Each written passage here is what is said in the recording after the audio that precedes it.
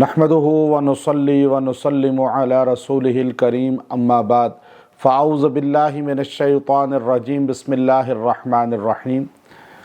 दुआ की कबूलियत के लिए कुरान पाक की एक आयत करीमा बहुत ही तीर बहदफ है, जिसको अल्लाह के रसूल सल्लल्लाहु अलैहि वसल्लम ने मुशरिकीन मक्का के मुकाबले पर और उनके मज़ालिम की जब इंतहा हो गई तो इन अल्फाज के साथ जब दुआ की तो अल्लाह तबारक व तआला ने आपके मुखालिफिन को भी किस तरह जो है निशान इबरत बनाया और अल्लाह की मदद और नुसरत आपके साथ फ़ौरी नुज़ूल हुई, उसकी नाजिल हुई। तो ये आयत करीमा बड़ी ही मज़बूत आयत है। जैसे आज लोग परेशान होते हैं या मुश्किल में फंस जाते हैं या कोई मामलात ऐसे होते हैं जिसमें उनकी दुआ कबूल नहीं हो रही होती, तो वो बड़े परेशान होते हैं कि हम दुआएं पढ़ रहे हैं, वज़ाइफ पढ़ रहे हैं, नवाफिल पढ़ रहे हैं, हम बहुत ज़्यादा अल्लाह से मांग रहे हैं, लेकिन हमारी दुआएं कबूल नहीं होती। अल्फाज़ कुरानी जो है, जो अल्लाह रब्बुल इज़्ज़त ने अंबिया अलैहिस्सलातु वस्सलाम की दुआएं हों और ख़ास तौर पर नबी करीम सल्लल्लाहु अलैहि वसल्लम की जो अल्फाज अल्लाह ने कुरान में बयान फरमाए हों दुआया, उनके साथ जब दुआएं मांगी जाती हैं तो दुआओं में तासीर और ताकत दोबाला हो जाती है।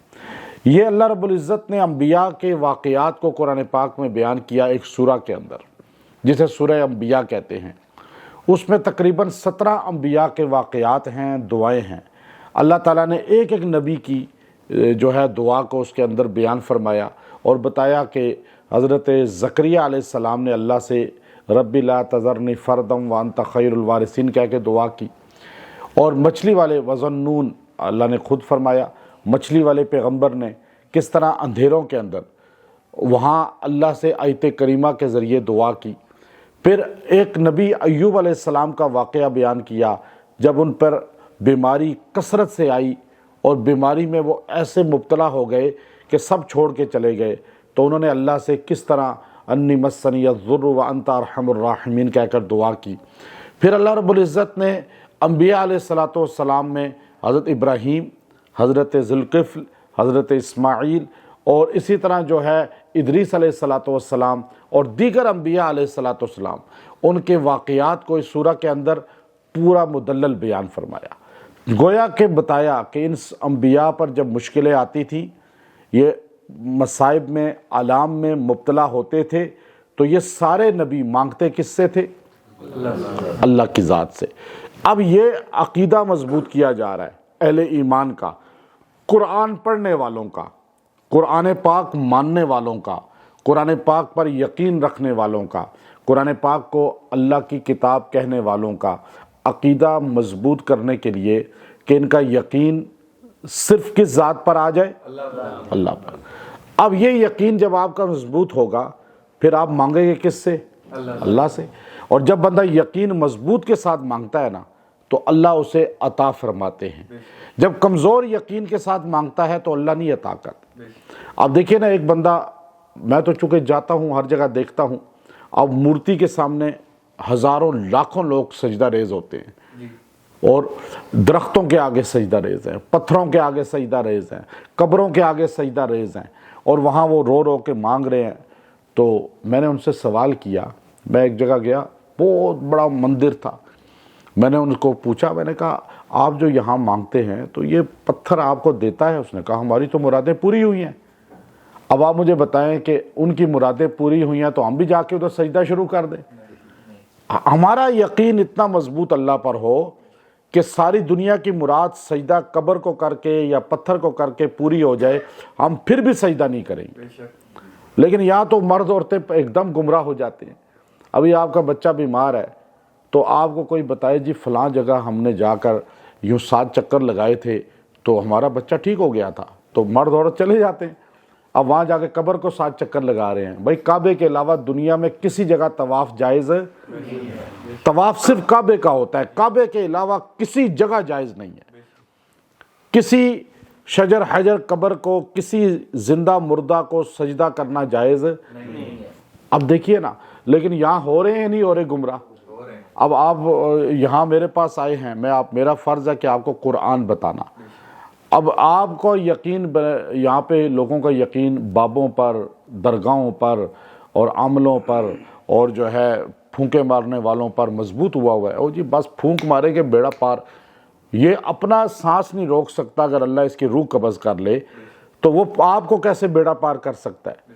تو آپ کا یقین اللہ پر مضبوط ہو تو پھر اللہ آپ کی مدد فرمائے گا، اور ہر بندے کا کام یہ ہے کہ وہ آنے والوں کا یقین اللہ پہ مضبوط کرے، نہ کہ اپنے پر۔ یہاں مخلوق خدا بن کے اپنا عقیدہ لوگوں کا خراب کرتے ہیں۔ تو اب آپ کو کوئی بتاتا ہے جی فلاں جگہ ہم نے سنا ہے وہاں جانے والے کا اولاد ہو جاتی ہے، اور وہاں پہ جا کے جو ہے نا بس 7 چکر لگانے پڑتے ہیں، دیا جلانا پڑتا ہے، وہاں پہ جا کے پتھر جو ہے اس کو اٹھا کر یوں ماتھے پہ ملنا پڑتا ہے، چادر چڑھانی پڑتی ہے۔ تو آپ کہتے ہیں جی کیا بات ہے، چلے چلتے ہیں، وہ بھی تو مسلمان تھے نا وہ قبر کے اندر۔ بے شک وہ قبر کے اندر مسلمان تھے، لیکن آپ نے جو کام کیا وہ شرک والا کر دیا۔ اب آپ کا یقین کمزور ہے اللہ پہ، اب آپ کو ادھر سے مل جائے گا جیسے ان کو بتوں کے آگے سجدہ کر کے مل گیا۔ اب آپ جو وہاں پہ، کیونکہ اللہ تعالیٰ کہتے ہیں حدیث قدسی میں تمہارے گمان کے مطابق فیصلہ کرتا ہوں، تم جیسا گمان کرتے ہو۔ اب دیکھیے کہ بندہ گمان کرتا ہے جی میرا کام نہیں ہوگا، نہیں ہوگا۔ ابھی آپ میرے پاس بیٹھے ہوئے ہیں تو آپ ڈاما ڈول ہیں کہ پتہ نہیں جی کام ہوگا نہیں، مجھے وظیفہ دیا ہے، میرا کام نہیں ہوگا، مجھے لگتا نہیں ہوگا، نہیں ہوگا پھر آپ کا کام۔ میں آپ کو دعوے سے کہہ رہا ہوں، اگر میں نے آپ کو وظیفہ دیا اور آپ نے کہا جی میرا کام ہو جائے گا، اب کیونکہ اللہ کا کلام ہے، میرا یقین ہے، تو آپ کا ہو جائے گا۔ اب اس نے کہا کہ استاد سے کہا کہ حضرت آپ بتائیں یہ دریا سامنے ہے، یہاں پر یہ ایسا ہے کوئی وظیفہ کہ یہ دریا راستہ دے دے، ندی چھوٹی سی؟ آپ نے کہا ہاں کلمہ پڑھو یقین کے ساتھ تو راستہ مل جاتا ہے۔ لیکن وہ خود کشتی میں بیٹھ کے گئے، لیکن وہ جو شاگرد تھا، مرید تھا، وہ جاہل سا تھا، اس کا یقین بن گیا نا کہ حضرت نے کہا ہے تو راستہ بننا چاہیے۔ وہ اکیلا کھڑا ہوا تو اس نے کہا حضرت کی بات کو آزماتا ہوں۔ اس نے جب لا الہ الا اللہ کہا تو ندی میں راستہ بن گیا۔ اب چونکہ جو بتانے والے تھے ان کا یقین اتنا مضبوط نہیں تھا، اور جو پڑھنے والا جاہل آدمی تھا اس کا یقین پختہ تھا۔ تو پختگی پر ہوتا ہے فیصلہ۔ اب یہ نہیں ہوتا کہ آپ کہے جی میں نے بہت وظیفے کیے ہیں تو میرا تو اب اسم اعظم بن گیا، ایسے نہیں ہوتا اندر جب تک نہ اترے۔ یہ جو زیادہ وظیفہ پڑھا جاتا ہے، اب آپ کو میں کہتا ہوں جی آپ 500 بار پڑھیں، 1000 بار پڑھیں، 300 بار پڑھیں، کیوں کہتا ہوں؟ پڑھنا تو ایک ہی بار اصل میں کارآمد ہوتا ہے، لیکن وہ آپ بار بار اس لیے پڑھتے ہیں کہ آپ کی زبان سے وہ دل میں اتر جائے، اور دل میں اتر کر جب ایک بار بھی آپ نے پڑھا نا تو آپ کا کام ہو جائے گا۔ اصل بات دل میں اتار۔ اب صحابہ کو یہ محنت نہیں کرنی پڑتی تھی۔ آپ صحابہ کی زندگی اٹھا لیں، وہ 500 1000 کا وظیفہ نہیں پڑھتے تھے، 1.25 لاکھ کا ختم کبھی نہیں کیا انہوں نے، یوں بیٹھ کے قرآن پاک کا ختم کبھی نہیں کیا جیسے آپ کرتے ہیں، کیونکہ ان کو ضرورت ہی نہیں تھی۔ انہوں نے ایک بار سرکار مدینہ صلی اللہ علیہ وسلم کو دیکھ لیا، ان کا ایمان اتنا مضبوط ہو گیا کہ جب شرحبیل ابن حسنہ اردن میں قلعہ فتح نہیں ہو رہا تھا، انہوں نے کہا بس رک جاؤ، یہ تلواریں پیچھے کر لو، اب میں گراؤں گا اس قلعے کو۔ آپ نے دروازے کی طرف کہا لا الہ الا اللہ، یوں انگلی سے اشارہ کیا تو وہ دیوار ہی گر گئی، چونکہ ان کے دل میں اترا ہوا تھا زیارت رسول صلی اللہ علیہ وسلم کی، صحبت رسول صلی اللہ علیہ وسلم کی وجہ سے۔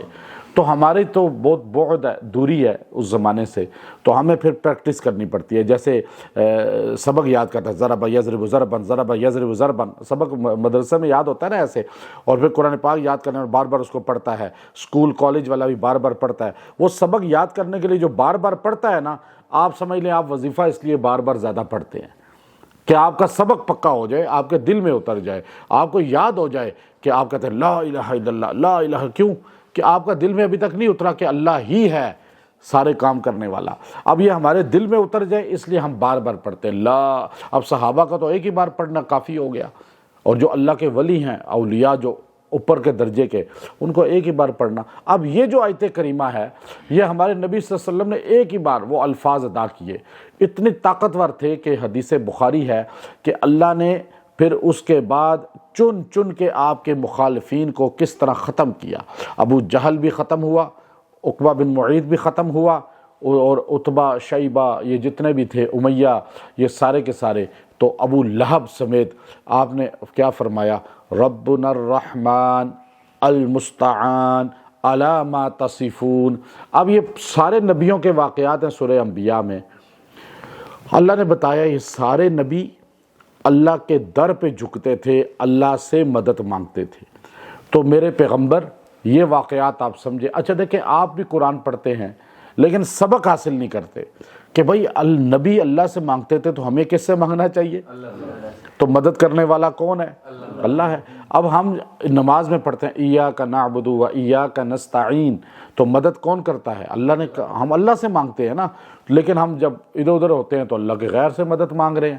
تو یہاں اللہ نے اپنے نبی پر جب قرآن نزول کیا تو آخر میں ہمارے نبی کے وہ الفاظ، آپ یہ سمجھیں کہ ہمارے نبی کا وہ جو ہے نظریہ اور سوچ جو ہر امتی کو اپنانی چاہیے عقیدے کی شکل میں، وہ یہ ہے، ربنا، میرا رب وہ ہے المستعان، جس سے میں مدد مانگتا ہوں، جس سے میں مدد مانگ رہا ہوں، اور علی ما تصفون، اور تم وہ ساری باتیں جو کرتے ہو، لیکن یاد رکھو مدد تم بھی اللہ ہی سے مانگتے ہو۔ کافروں کو بھی کہا گیا کہ گویا کہ یہ الفاظ ایسے ہیں، پیچھے اس میں کہا گیا کہ قال ربنا رب احکم بالحق، رب احکم بالحق، یہ کہا گیا کہ اے اللہ آپ بس ہمارے درمیان اب حق فیصلہ فرما دیں، اب ان کو الگ کر دیں مجھ سے، میں تنگ آ چکا ہوں ان کے مظالم سے گویا کہ۔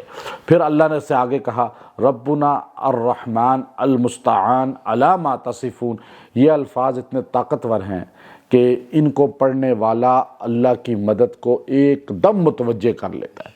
آپ سارے پڑھیے، ربنا الرحمن المستعان علی ما تصفون۔